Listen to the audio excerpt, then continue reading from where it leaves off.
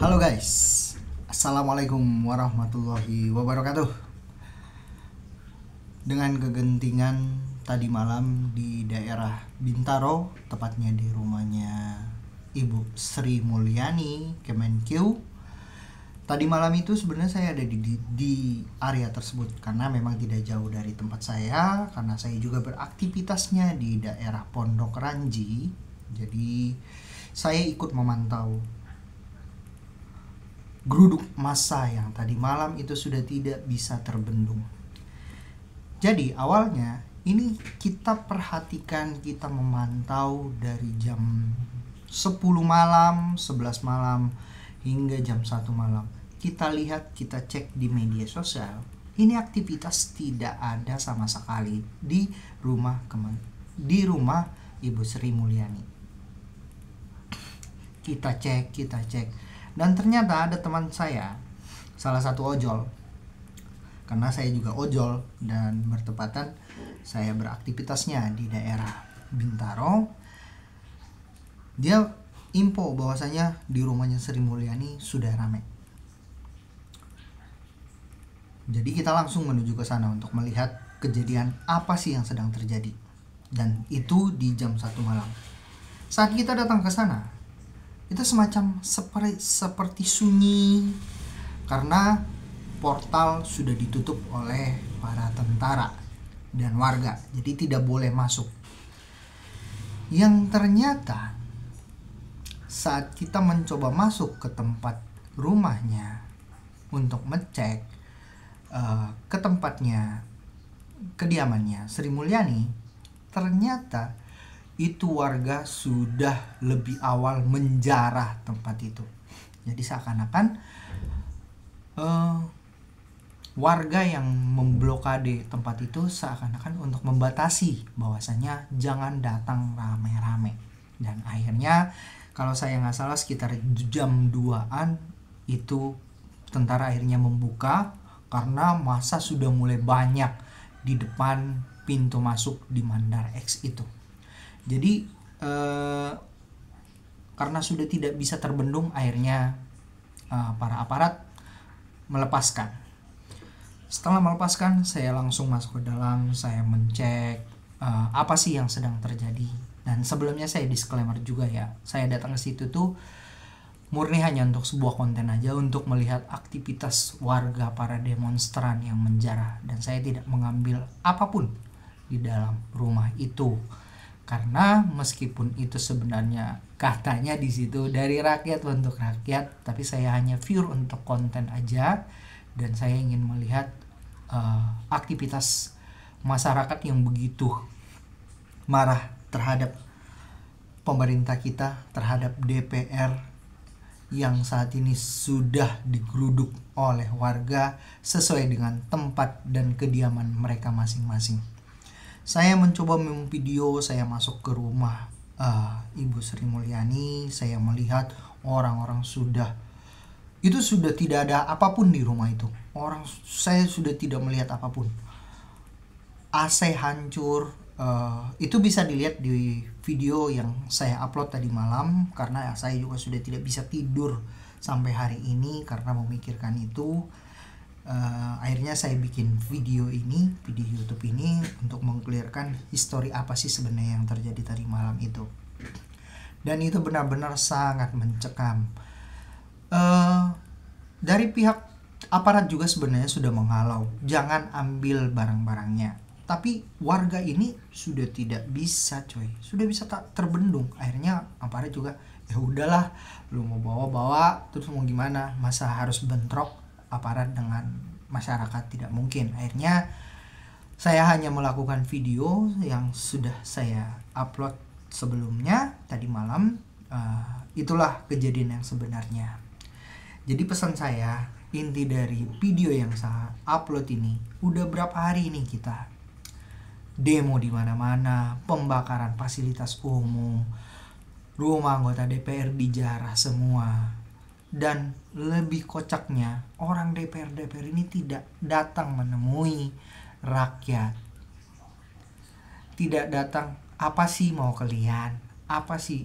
Dulu seingat saya, waktu ada yang namanya oposisi, ada dulu semacam PKS yang dulu sering oposisi, Demokrat yang sering oposisi.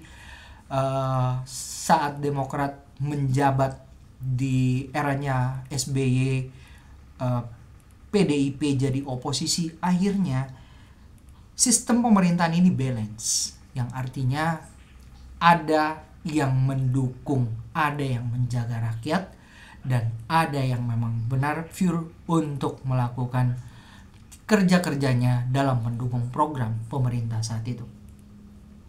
Tapi anehnya, dari pemerintahan sebelumnya di eranya Jokowi guys, sadar gak bahwasanya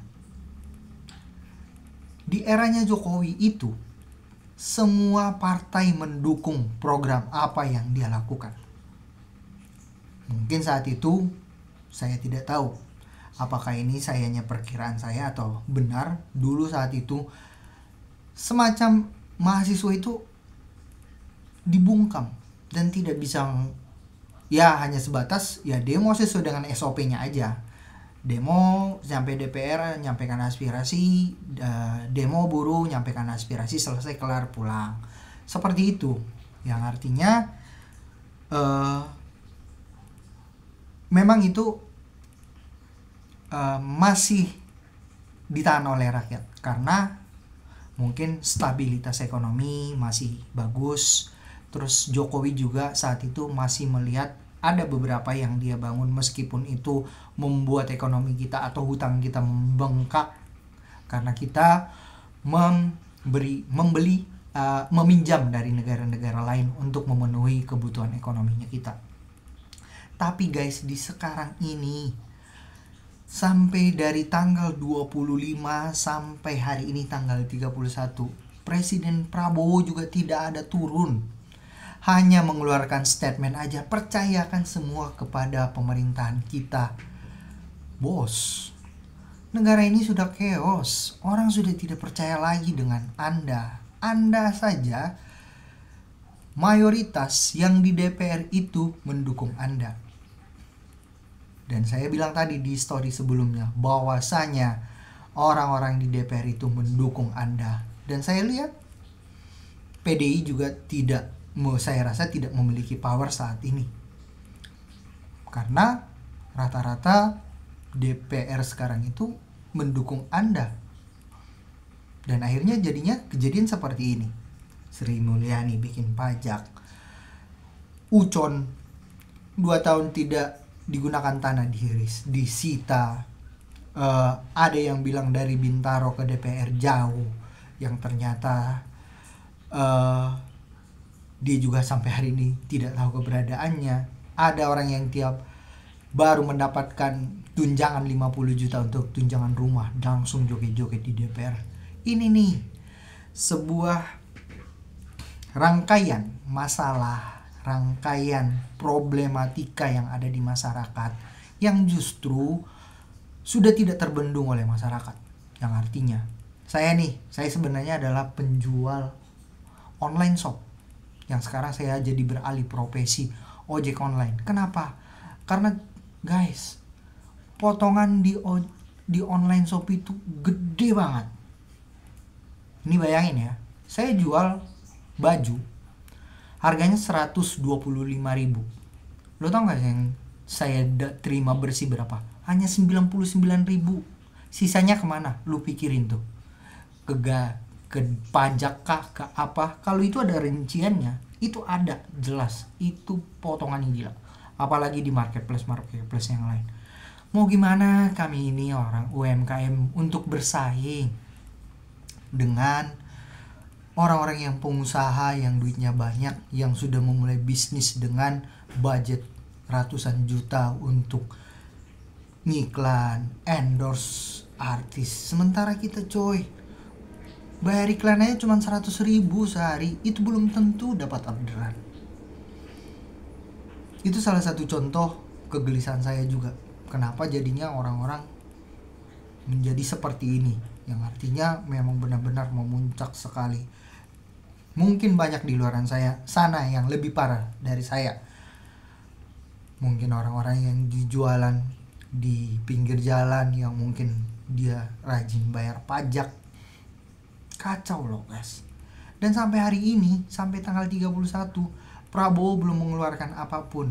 Saran saya Pak Prabowo, itu tarik ketua-ketua partai politik yang membuat gaduh saat ini.